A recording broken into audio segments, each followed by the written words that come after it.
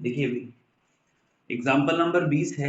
Example number 20 है, वक्र का समीकरण दे रखा है अपन को यहाँ पर 2x² माइनस का y² इक्वल टू, ये दे रखा है अपन को यहाँ पे 40।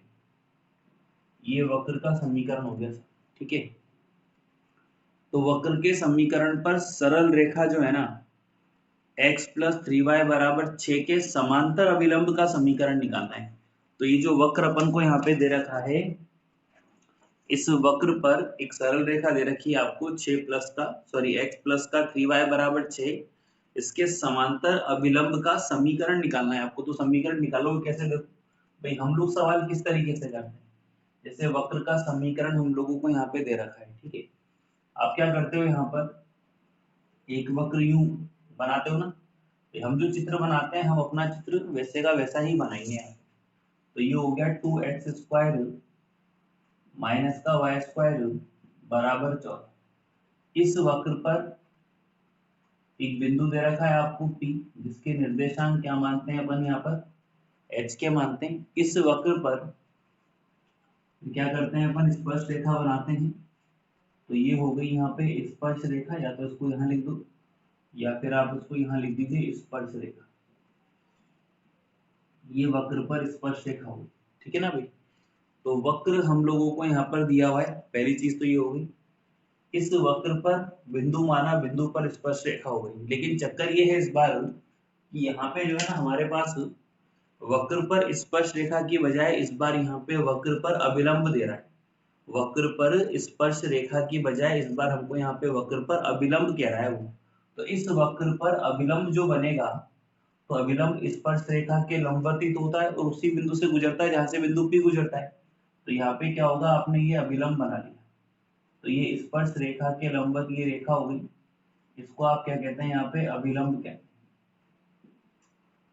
तो अभी तक फर्क क्या था कि अब तक स्पर्श रेखा किसी रेखा के समांतर थी, इस क्वेश्चन में अभिलंब रेखा के समांतर है।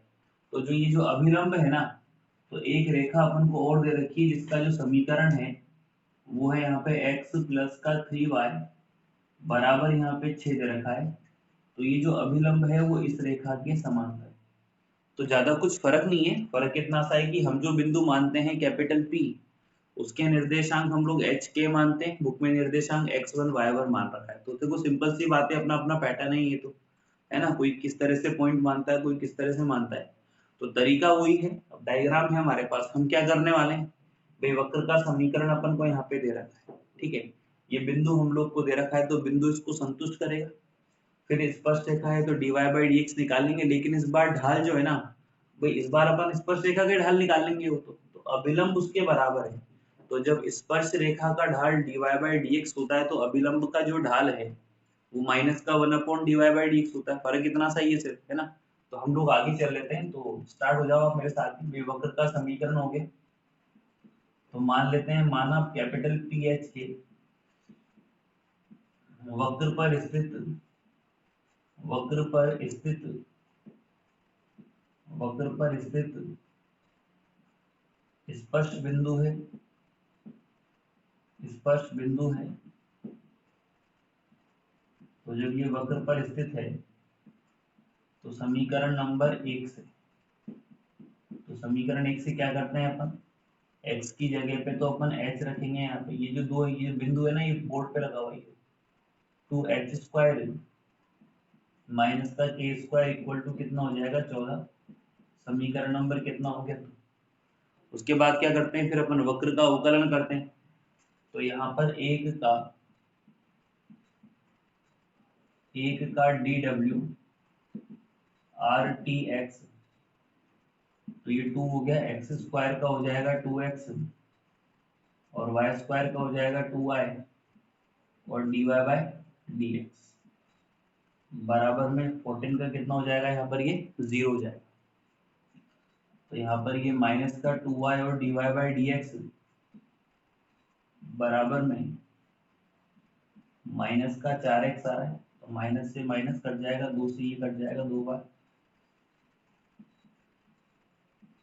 तो यहाँ से dy/dx की जो वैल्यू है बेटा, ये आ रही है 2x अपॉन में कितनी आ रही है हमारे पास, 2x अपॉन कितनी आ रही है हमारे पास यहाँ पर ये y आ रही है। फिर हम तो बिंदु P पर जो कैपिटल यहाँ पे P है, ये है PH के पर अभिलंब जो है वो रेखा के समांतर है, तो इसका जो ढाल है वो -1/3 हो गया। पहले तो बिंदु ही निकलेगा ना भाई, तो गणना कर लेते हैं अपन। पहले तो देखो माइनस से माइनस तो कट ही गया, 1/dy/dx P का जो मान है वो है 2h अपॉन के, बराबर में कितना आ रहा है 1/3 आ रहा है। उल्टा कर दो आप इसको, तो k upon 2h equal to 1/3 है। तो k की जो वैल्यू आ रही है यहाँ पे वो आ रही है 2h अपॉन कितना आ रहा है 3। समीकरण नंबर कितना आ जाएगा, k का मान एक काम करो यहाँ रख दो पहले, तो k का मान 2 में रखने पर, k का मान 2 में रखने पर भाई होता क्या है, अपन जैसे बुक से देखते हैं ना, तो अपन बुक के जैसे करने की कोशिश करते हैं। अब उसमें मेरी बुक तो बुक ही है यार, सारी स्टेप कैसे लिखेगी भी किताब वाले, इसलिए थोड़ा सा क्या करना, आप लोग अपने आप इस तरह अपने स्तर पे करा करें आप लोग। 2h अपॉन 3 का स्क्वायर हो जाएगा इक्वल टू में 14 आ जाएगा, तो 2h स्क्वायर और ये 4h square upon 9 equal to में यहाँ पे 14 है, अपॉन में 1 है, तो उत्तम 9 आ जाएगा इसका, मतलब ये 18h स्क्वायर में से 4 घटेगा, बराबर आ जाएगा यहाँ पे 14। 18 में 4 गया तो 14h स्क्वायर बटे 9 बराबर, या 9 को उधर भेज दो, तो 14 गुणा 9, 14 कट गया, तो h स्क्वायर की जो वैल्यू आएगी वो 9 आएगी, तो h की वैल्यू कितनी आ गई प्लस माइनस का 3, ठीक है ना भाई। तो h की जो वैल्यू है, तो h की वैल्यू कितनी मिल गई अपन को यहाँ पे प्लस माइनस का 3 मिली। अब ये जो प्लस माइनस 3 है, इसमें एक बार प्लस लेके अपन k निकाल लेते हैं, एक बार माइनस लेके k निकाल लेते हैं। देखो एक चीज बताता हूँ आपको मैं, जैसे आप प्लस का 3 रखोगे तो भी वर्ग होएगा, तो भी वही k का मान जो आना है वो आएगा। माइनस का 3 रखोगे तो भी वर्ग होएगा, तो भी वही k का मान आना है जो आएगा, ठीक है। तो हम यहाँ पे प्लस माइनस एक साथ ही रख लेते हैं डायरेक्ट। तो h का मान 2 में रखने, h का मान 2 में रखने तो 2 आ गया यहाँ पर, ये प्लस माइनस और एक से 2 में भी क्यों रखते हो, 3 में रख दो डायरेक्टली, 3 में रखने पर तो k बराबर, या एक काम करो 3 में रखेंगे पहले, तो पहले प्लस में रखते हैं मान, है ना। फर्स्ट कंडीशन है h बराबर प्लस का 3, है ना। तो समीकरण 3 से रखते हैं पहले, समीकरण 3 से, है ना। तो k बराबर आ जाएगा यहाँ पे 2 इंटू 3/3, तो k बराबर कितना हो जाएगा यहाँ पे, k बराबर कितना हो गया 2 आ गया यहाँ पे, ठीक है। तो ये 3 आ गया और ये 2 आ गया, तो तब स्पर्श बिंदु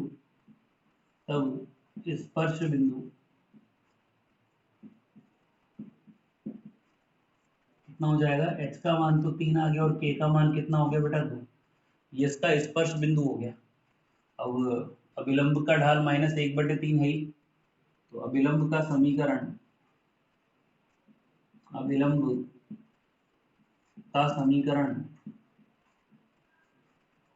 ये दे रखा है अपन को y माइनस का y1 इक्वल टू में माइनस का 1 upon dy/dx at point P, और x माइनस का कितना आ जाएगा बेटा यहाँ पे x1 आ जाएगा, ठीक है। अब यहाँ पे देखो y माइनस है, y1 की जगह पे 2 आ गया, ये -1/3 है, और x1 की जगह पे यहाँ पे 3 आ जाएगा। 3 को इधर गुणा करेंगे अपन, तो ये बनेगा 3y माइनस का 6 बराबर -x प्लस का 3, तो इस x को इधर ले आओ, तो x प्लस का 3y बराबर 6 उधर जाएगा, 6 + 3 कितना हो जाएगा। तो देखो वो क्या कह रहा था कि अभिलंब जो है तो रेखा के समांतर है ना, तो देखो अभिलंब का जो समीकरण आ रहा है वो आ रहा है x प्लस का 3y बराबर 9 आ रहा है। और रेखा का समीकरण है x प्लस का 3y बराबर 6 आ रहा है। तो आप लोगों ने ये 11वीं क्लास में पढ़ा भी है कि जब दो रेखाएं समांतर होती है तो केवल उसमें कांस्टेंट का फर्क होता है। तो देखो x प्लस का 3y यहाँ पे भी है, x प्लस का 3y यहाँ पे भी है, बस ये 9 आ रहा है तो ये कितना आ रहा है यहाँ पे 6 आ रहा है। तो एक अभिलंब तो अपन को ये मिला। दूसरे अभिलंब के लिए h का मान कितना रखना पड़ेगा अपन को, यहाँ पे माइनस का 3 रखना पड़ेगा। ठीक है, तो इसको माइनस का 3 रख लेते हैं अपन। तो इसको मैं यहाँ कर लेता हूँ इधर।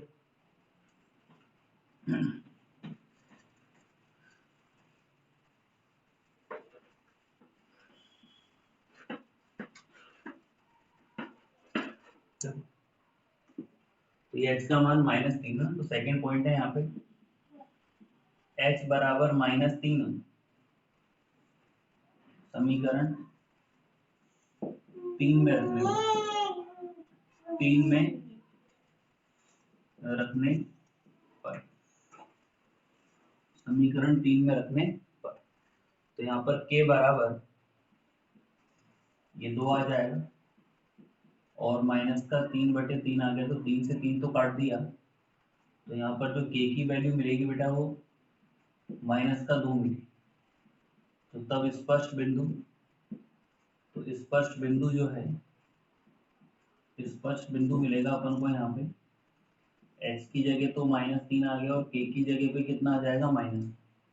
तो ये स्पष्ट बिंदु के निर्देशांक प्राप्त हो गए। तो अभिलंब का जो समीकरण है, अभिलंब का समीकरण, तो अभिलंब का जो समीकरण है ये y माइनस का y1 बराबर माइनस का 1 अपॉन dy/dx और x माइनस का कितना आ जाएगा, यहाँ पे x1 आ जाएगा। तो यहाँ पर ये y माइनस है, y1 की जगह तो माइनस का 2 आ रहा है और माइनस का 1 अपॉन ढाल कितना मिला था अपन को, -1/3 मिल रहा है डायरेक्टली। तो -1/3 आ जाएगा और x माइनस का -3 आ जाएगा। तो ये देखो y प्लस का 3 को मैं इधर गुणा कर दूं तो 3 × y प्लस का 2 माइनस का x और माइनस का 3, तो ये बन जाएगा 3y प्लस का 6 आ जाएगा और x इधर आएगा तो ये प्लस का बन जाएगा इक्वल टू माइनस का। तो बेटा ये x प्लस का 3y और 6 उधर जाएगा तो माइनस का 6 तो माइनस का 9 होगा। तो देखो आप इसमें भी रेखा के समीकरण से x प्लस का 3y ये प्लस का 9 था, ये x प्लस का 3y माइनस का 9। अब हो सकता है कि इन दोनों को मिलाकर ही किताब में आंसर दे रखा हो कि x प्लस वाई बराबर प्लस माइनस का 9। तो ये अभिलंब के समीकरण हो गए। तो कोई भी प्रश्न अगर आपको दिया जाता है ना, तो आप क्या करा करो, उसका चित्र बनाने की कोशिश करा करो। हो सकता है कि बाई चांस शुरुआत में चित्र अपन से सही नहीं बने, लेकिन बनेगा। एक एक शब्द पढ़ो, एक एक टॉपिक पढ़ो उस चीज का कि यार कहना क्या चाह रहा है वो, भाई हमने क्या पढ़ा है, किताब वाला क्या कहना चाह रहा है। ठीक है ना, हो जाएगा इतना। ठीक, बताओ जल्दी।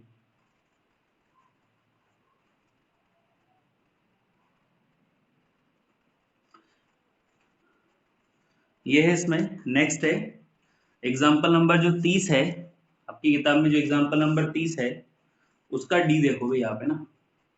एग्जाम्पल नंबर जो 30 है उसका डी देखते हैं। ये अपनी किताब में थोड़ा सा अलग तरीके से दिया हुआ है। तो एग्जाम्पल नंबर 30 का क्वेश्चन नंबर डी देखो। ये कह रहा है कि निम्नलिखित फलनों के उच्चतम और निम्नतम मान यदि कोई हो तो बताओ। अब होता क्या है कि हम बुक की तरह करने की कोशिश करते हैं, तो हमको कोई मतलब नहीं उससे। मैं अनंत वाला सिस्टम भी आपको करवा सकता हूँ, है ना। 1 सेकेंड, हालांकि मैं आपको अनंत वाला सिस्टम भी करवा सकता हूँ। देखो एग्जाम्पल नंबर 30 है, डी बराबर दे रखा है अपन को, डी बराबर है y बराबर x³ प्लस का 1 है, ये दे रखा है। ठीक है भाई, अब हम तो हमारे हिसाब से करते हैं कि यार न्यूनतम है कि अधिकतम है, क्या है क्या नहीं। भाई हमको क्वेश्चन दे रखा है, आप अवकलन करो सीधा। उच्चतम निम्नतम है तो डबल डैश निकालेंगे ना अपन। तो यहाँ पे क्या आएगा देखो, dw RTX है, y का करोगे तो आप dy/dx आएगा और ये क्या बन जाएगा 3x² और 1 का तो 0 आगे छोड़ दो। ये समीकरण क्या बन गया, एक। अब उच्चतम निम्नतम को अपन चरम मान भी बोलते हैं संयुक्त रूप से। तो चरम मान अगर आपको ज्ञात करना होगा तो चरम मान के लिए आपको जो है वो dy बाई डी एक्स, चरम मान के लिए आपको dy बाई डी एक्स की जो वैल्यू है उसको 0 के बराबर करना पड़ेगा। अब यहाँ पर ये बनेगा 3x² बराबर यहाँ पे 0 है, तो 3 तो गया 0 में, तो x² इक्वल टू कितना हो गया 0। भाई 3 की वैल्यू 0 के बराबर नहीं होती ना, ऐसे मान लो। तो x की वैल्यू कितनी आ गई, 0 आ गई। अब अपन समीकरण 1 का अपन अवकलन करेंगे। तो समीकरण 1 का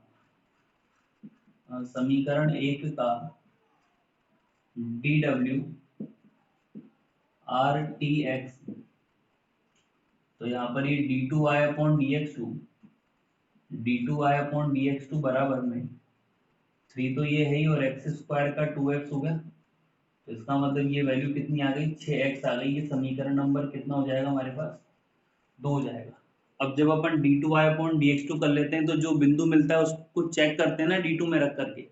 अगर d2 की वैल्यू 0 से बड़ी हो गई तो निम्नतम हो जाएगा, ठीक है, और 0 से छोटी हो गई तो उच्चतम हो जाएगा। देख लेते हैं क्या कहना चाह रहा है ये।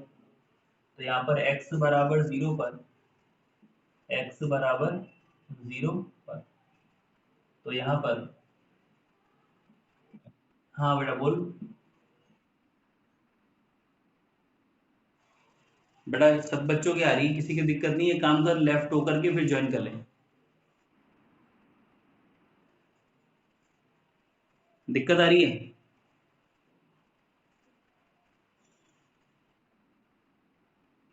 तो बेटा अगर एक दो सेकंड के लिए अगर स्क्रीन हट जाती है तो कोई बात नहीं, कभी कभी थोड़ा सा देख लिया करो ना। देखो d2i/dx2 है तो 6 तो ये हो गया, x की जगह 0 यहाँ पर ही आ गया, तो ये जो है वो 0 बन गया। अब अपन ने पढ़ा हुआ है कि अभी 0 बन गया, तो ना तो 0 से बड़ा हुआ ना 0 से छोटा हुआ, इसका मतलब अपन को एक बार अवकलन और करना पड़ेगा इसका 2 का। तो समीकरण 2 का dw RTX, तो यहाँ पर ये d3y/dx3 ट्रिपल डैश हो गया ना भैया, तो 6x का कितना हो जाएगा 6।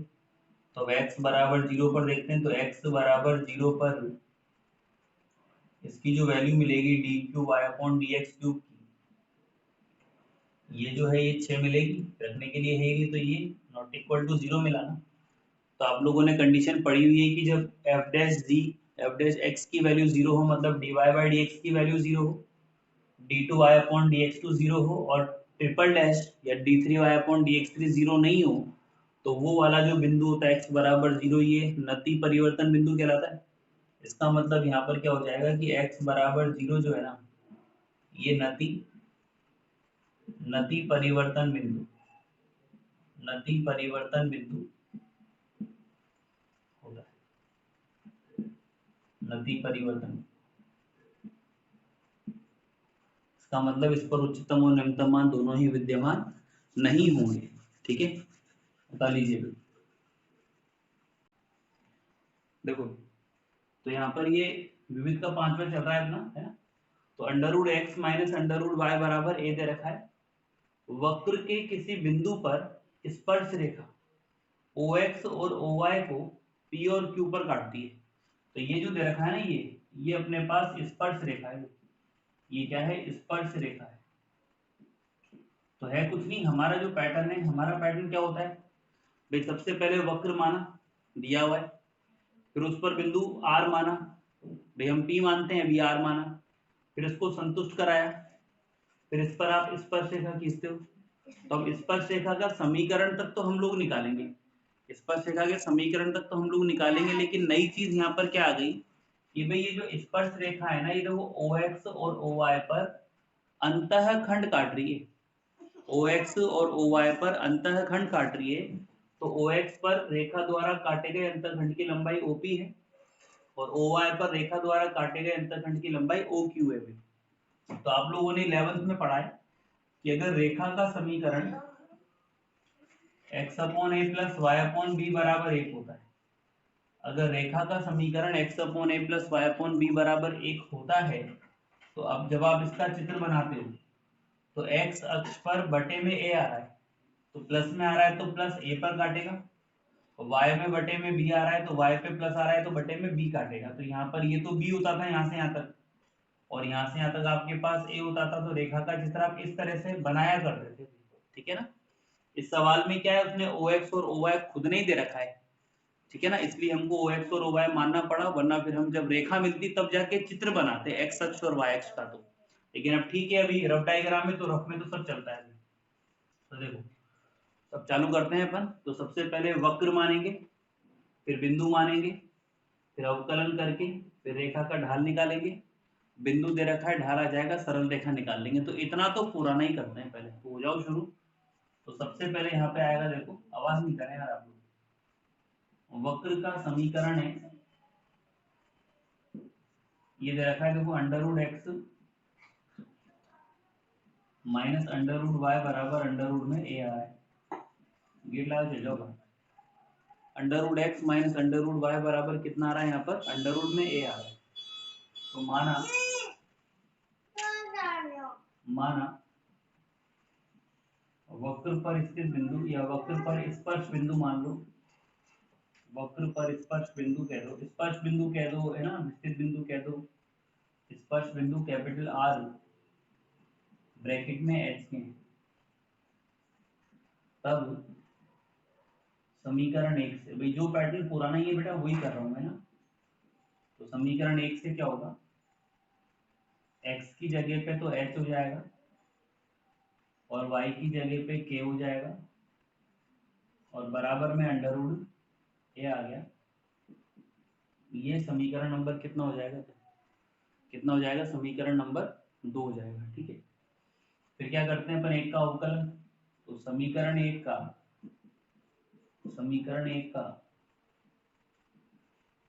dWr dx, तो ये 1/2 अंडर रूट एक्स माइनस का 1/2 अंडर रूट वाई, और y का करोगे तो बेटा dy बाई डी एक्स। ये इंपॉर्टेंट क्वेश्चन है भाई। तो यहाँ पर ये माइनस 1/2 अंडर रूट वाई और dy बाई डी एक्स बराबर माइनस 1/2 अंडर रूट एक्स। तो 2 से 2 कट जाएगा, माइनस से माइनस कट जाएगा, तो dy बाई डी एक्स की जो वैल्यू आ रही है, तो under root Y upon under root X आ रही है। ठीक है। तो कल भी पैटर्न अपना वही पुराना ही था, लेकिन गणना अच्छी थी इसलिए वो इंपॉर्टेंट बन गया था बस, है ना। तो यहाँ पर आर एच के पर स्पर्श रेखा का ढाल, आर एच के पर स्पर्श रेखा का ढाल। स्पर्श रेखा का जो ढाल होता है वो dy बाय dx, और पॉइंट कितना आ जाएगा p। तो अब x की जगह तो क्या करोगे आप, k सॉरी h, और y की जगह k करोगे, तो अंडर रूट में y की जगह पे k आ जाएगा, और x की जगह पे कितना आ जाएगा बेटा, h आ जाएगा। ढाल पता है, ठीक है। उसके बाद यहाँ पर बिंदु पता है, तो वो स्पर्श रेखा काट रही है ना, तो स्पर्श रेखा का समीकरण तो निकालना पड़ेगा ना। तो आर एच के पर स्पर्श रेखा का समीकरण, स्पर्श रेखा का समीकरण, आर एच के पर स्पर्श रेखा का समीकरण। तो सूत्र के हिसाब से बेटा y माइनस का y1 बराबर dy बाई डी एक्स, गेट लगा देना, और ये पॉइंट P है, और x माइनस का x1 है बेटा, तो y माइनस y1 की जगह पे k आ जाएगा, और ये जो वैल्यू आ रही है कितनी आ रही है, under root y upon under root में, सॉरी ढाल है ना, तो under root k upon under root में h आ रहा है, और x माइनस का x1 की जगह कौन आ जाएगा, यहाँ पे h आ जाएगा। तो इधर मल्टीप्लाई कर लो या तो y माइनस के अपॉन ये अंडर रूट के का भाग लगा दो इधर, भाई आपको अंतःखंड रूप में बदलना है क्योंकि वो तो रेखा तो काट रही है ना, पहले चित्र पता है। तो x माइनस का h अपॉन अंडर रूट में h आ रहा है, तो यहाँ पर ये y अपॉन अंडर रूट में k और k अपॉन अंडर रूट में k, तो x अपॉन अंडर रूट में h और h अपॉन अंडर रूट में h। तो यहाँ पर ये इधर चल जाएगा, h को इधर ले आओ, तो या तो पहले h को इधर ले आओ आप, नहीं तो देखो एक काम ये भी कर सकते हो आप, ये जो k आ रहा है इसको अपन अंडर रूट k का वर्ग लिख सकते हैं, अपॉन में अंडर रूट में कितना आ जाएगा k बराबर में x upon under root h आ रहा है, ये जो h आ रहा है इसको आप अंडर रूट h का स्क्वायर लिख सकते हो, तो ये कितना आ जाएगा अंडर रूट में h आ जाएगा, ठीक है। और रूट k से रूट k कट गया, रूट h से रूट h कट गया, अब ये रूट h जब इधर आएगा तो ये अंडर रूट h प्लस का बनेगा, ये रूट के माइनस का है, तो x अपॉन बेटा अंडर रूट h बनेगा, माइनस माइनस का अंडर रूट k की जो वैल्यू है वो अंडर रूट a आ रहा है ना यहाँ पे, तो इसमें तो ये अंडर रूट में a आ रहा है बराबर में x upon under root h और y अपॉन अंडर रूट में k आ रहा है, तो यहाँ पर ये x अपॉन देखो अंडर रूट h तो ये हो ही गया, और इसको प्लस करके और माइनस को अंडर रूट में लिख सकते हैं ना भाई, और ये अंडर रूट। अब देखो ये जो इतना तो अपन करते ही आए हैं भाई, इतना तो अपन करते ही आए हैं, अब ये जो रेखा है ये x अक्ष और y अक्ष पे अंतःखंड बना रही है, तो रेखा का अंतःखंड रूप में आरएचएस में 1 होना चाहिए ना, कितना होना चाहिए यहाँ पे 1 होना चाहिए, तो यहाँ पर 1 बनाने के लिए अंडर रूट a का भाग लगाएंगे, तो x upon under root a upon और ये अंडर रूट h आ जाएगा, और y अपॉन माइनस का अंडर रूट a और अंडर रूट के बराबर 1। अब देखो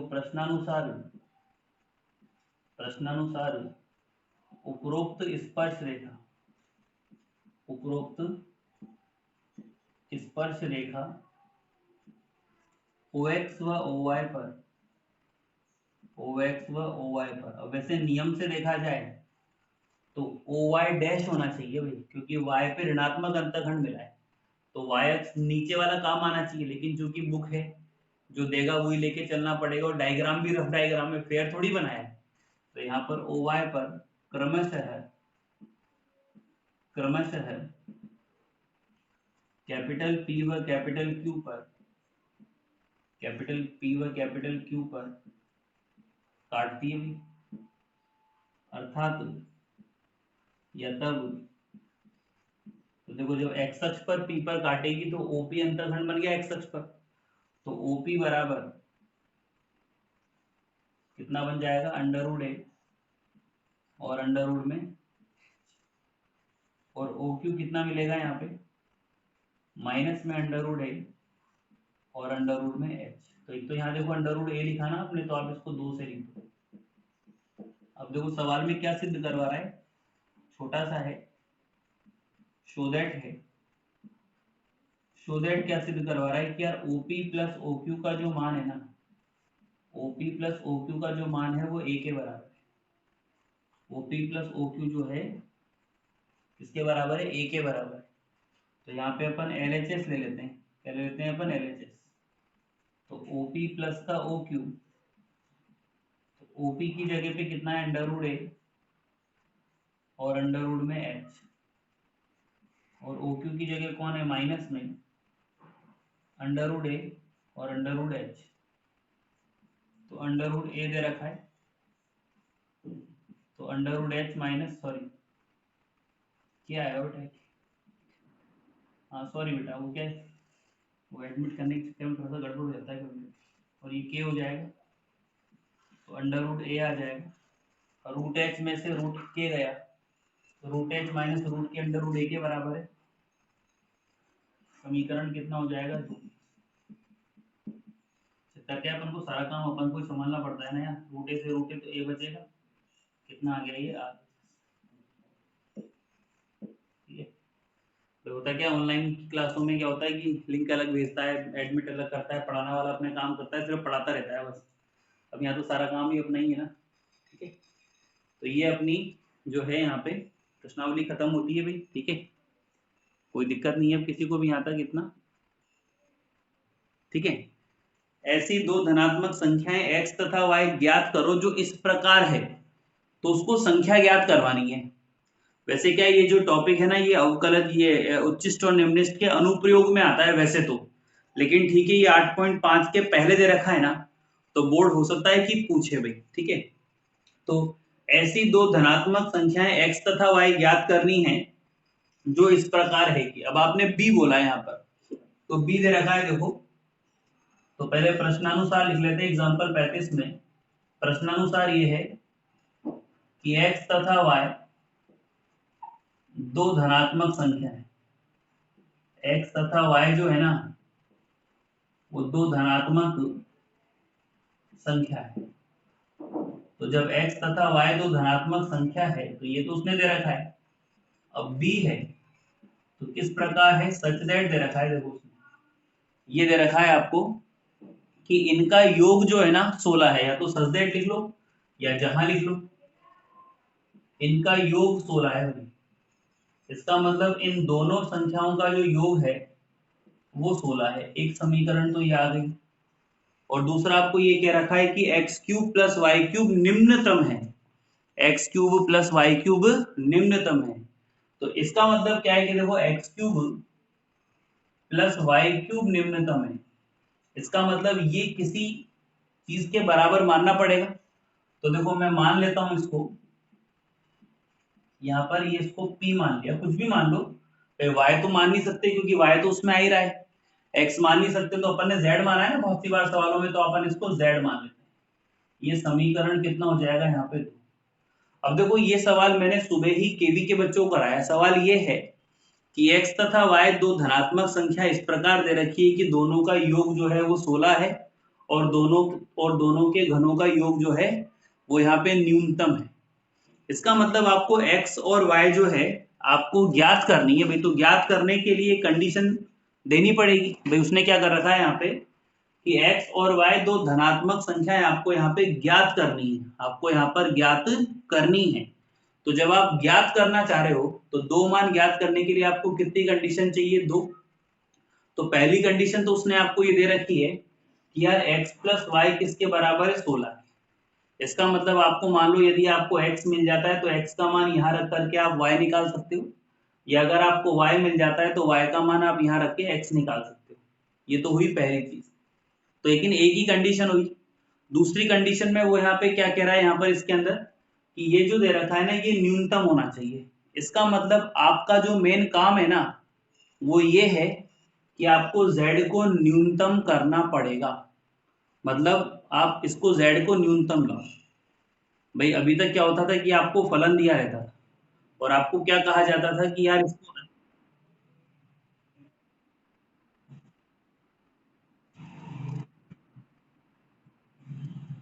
एक मिनट रुक जाओ है ना, दिख जाएगा अभी एक सेकेंड। ठीक है, आप जब तक मुझे सुन तो लो, नहीं दिख रहा तो भाई सुन तो लो एक बार है ना। मेरी आवाज तो आ रही होगी शायद, ये पता नहीं क्या हो गया बीच में यार, अच्छा वाला आ रहा था। अब ठीक है, ठीक है आप सुन लो मुझे, कोई बात नहीं। तो देखो यहाँ पर x प्लस वाई बराबर 16 आपको दे रखा है, और z दे रखा है आपको X cube plus Y cube. तो अभी तक हम लोग क्या करते थे यहाँ पर कि जो फलन होता था ना, तो फलन को अपन को निम्नतम या उच्चतम करने को कहा जाता था। इस बार फलन निम्नतम है, लेकिन निम्नतम होने से क्या मतलब है भाई। भाई पता है हमको निम्नतम है, लेकिन निम्नतम के लिए कुछ कंडीशन होती है। तो अभी हम मान के चल रहे हैं भाई, हमको यहाँ पर उसने हिंट दे दिया कि यार आप z का जो है आप z को न्यूनतम करो, मतलब आप इसको न्यूनतम करो। आपको कुछ ना कुछ, या तो आपको x का मान मिलेगा या फिर आपको यहाँ पे y का मान मिलेगा, कुछ ना कुछ मिलेगा सही। आपको निम्नतम जो है ना वो दिया हुआ है उसने। ठीक है, अब इसका प्रयोग कैसे करेंगे, वो जो विकास कह रहा था ना अभी कि सर ये निम्नतम दे रखा है, इसका क्या अर्थ हुआ। तो निम्नतम दे रखा है इसका अर्थ ये हुआ कि जिस बिंदु पर z निम्नतम आ जाएगा ना वो अपने आंसर में प्रयोग करना है अपन को। कैसे प्रयोग करना है एक बार अपन कर लेते हैं, फिर आप देखना दिक्कत आती है, फिर अपन डिस्कस करते हैं। तो यहाँ पे z फलन है किसका, x का, और z किसका फलन है यहाँ पे y का। तो z यहाँ पर x का फलन भी है, z यहाँ पर जो है वो y का फलन भी है। अब हम तो अभी एक के सापेक्ष अवकलन कर सकते हैं, या तो आप z का अवकलन कर लो x के सापेक्ष, ठीक है, या फिर आप z का अवकलन कर लो y के सापेक्ष। तो चॉइस आपकी है भाई। अगर आप z का अवकलन x के सापेक्ष करना चाहते हो तो आपको y की वैल्यू यहाँ से रखनी पड़ेगी, हटाना पड़ेगा y, और अगर आप y के सापेक्ष करना चाहते हो तो आपको x हटाना पड़ेगा। तो मैं एक काम करता हूँ, यहाँ से y का मान समीकरण 1 से निकाल के रख देता हूँ। तो देखो यहाँ पे होगा क्या, समीकरण 1 से y बराबर 16 माइनस का x 2 में रखने पर, तो देखो यहाँ पे z बराबर, तो x की पावर 3 तो है ही, y की जगह 16 माइनस x की पावर 3 आ रहा है, ये समीकरण नंबर 3 हो। अब ये उल्टा सवाल इजी बन गया। देखो 16 तो जो है वो कांस्टेंट है ही आपके पास, z किसका फलन है, x का, z किसका फलन है, x का। तो अब आप z का अवकलन किसके सापेक्ष करेंगे, x के सापेक्ष। तो आपको z को न्यूनतम लेकर के आना है। आप तो ये मानो आपको सवाल ये दे रखा है, सिद्ध करो कि z न्यूनतम है, और बिंदु आ जाएगा अपने आप, देखना भी आप। तो यहाँ पे न्यूनतम है ऐसा अपन को लेकर के आना है, और जब आप न्यूनतम लेकर के आओगे तो कुछ ना कुछ अपन को मान मिलेगा जरूर, और वो मान प्रयोग आएगा। तो देखो 3 का dWr dx, तो dz अपॉन dx हो जाएगा। तो x की पावर 3 का तो 3x स्क्वायर, 3 आगे आ जाएगा, 16 माइनस एक्स का स्क्वायर हो गया, 16 का करोगे तो 0 और x का करोगे तो 1। यहाँ से 3 आप कॉमन निकालो चाहे सब में से, तो x square plus minus minus, और 16 माइनस एक्स का स्क्वायर, तो यहाँ से 3 तो ये आ ही रहा है, तो 16 का स्क्वायर करोगे तो 256 माइनस का 16 दूनी 32 एक्स, और प्लस में यहाँ पर एक्स स्क्वायर हो गया। थोड़ा कैलकुलेशंस पे आप ध्यान रखना। तो एक्स स्क्वायर माइनस का 256 माइनस माइनस प्लस का 32 एक्स और माइनस का एक्स स्क्वायर, तो एक्स स्क्वायर से एक्स स्क्वायर कैंसिल हो गया, 3 यहाँ पे आ रहा है, 32 एक्स माइनस का 256 आ रहा है। तो आप यहाँ पे 32 कॉमन निकालोगे, तो 32 आप कॉमन निकालोगे तो x तो ये हो जाएगा, और 8 यहाँ बनेगा भाई, 8 दूनी 16 का 6, हासिल का 1, 8 पे 24 और 1 25, 32 को 3 से गुणा करोगे तो बेटा 96 आ जाएगा, और x माइनस का कितना हो जाएगा 8। समीकरण नंबर कितना बन गया 4। भाई ये क्या है कि उच्चिष्ट और निम्निष्ट के अनुप्रयोग के अंतर्गत आता है ये टॉपिक। प्रयोग कर रहे हो ना आप कि x और y दो धनात्मक संख्या है तो मान ज्ञात करो, तो अनुप्रयोग प्रयोग करके ला रहे हो आप इसको। तो अभी तक क्या था, हमको यहाँ से सवाल मिलता था, अभी ये एक्स्ट्रा चीज आ गई बस ये। तो फलन आपको बनाना पड़ेगा, जो आगे की प्रश्नावली अगर आपके कोर्स में रहती तो फलन आपको बनाने पड़ते, उसके बाद यहाँ से तो पुराना ही है। अब क्या चीज है, अब अपन चरम मान के लिए क्या करते हैं, इसको 0 करते हैं ना। तो चरम मान के लिए, चरम मान के लिए, चरम मान के लिए, तो चरम मान के लिए dz अपॉन dx, इसको आप 0 करोगे बेटा, तो 96 इंटू x माइनस का 8 बराबर 0 है, तो 96 गया 0 में, तो x माइनस 8 बराबर 0, तो x की जो वैल्यू हो गई वो 8। बिंदु आ गया, बिंदु आने के बाद क्या करते हैं अपन, दोबारा से अवकलन करते हैं। तो समीकरण 4 का, समीकरण 4 का dWr dx, तो d2z upon dx2 equal to 96 तो वैसे का वैसा ही है, x का x के सापेक्ष 1 और 8 का 0, तो ये 96 आ गया। तो हमको तो बिंदु पे देखना होता है, तो x बराबर 8 का, तो आप d2z अपॉन dx2 में x की वैल्यू रखोगे, तो वैल्यू अपन रखते दे, लेकिन x रखने के लिए है ही नहीं, तो 96 आएगा, तो 0 से बड़ा हो गया ना भाई। इसका मतलब यहाँ पर क्या हुआ कि x बराबर 8 पर z न्यूनतम होगा। तो वो जो कह रहा था कि यार न्यूनतम है, तो z न्यूनतम है, इसका मतलब z न्यूनतम है तो ये न्यूनतम है। तो आ गई प्रश्नावली वाली बात कि x और y दो धनात्मक संख्या ज्ञात करो जहां x प्लस वाई 16 है और ये न्यूनतम है, तो ये न्यूनतम आ गया। लेकिन ये जब न्यूनतम आया तो आपको कुछ बिंदु मिला, और वो बिंदु क्या मिला, x बराबर 8 मिला। क्या मिला, x बराबर 8 मिला। तो x का मान तो मिल ही गया। अब x का मान आप एक में रख के y का मान निकाल लो। तो x का मान एक में रखने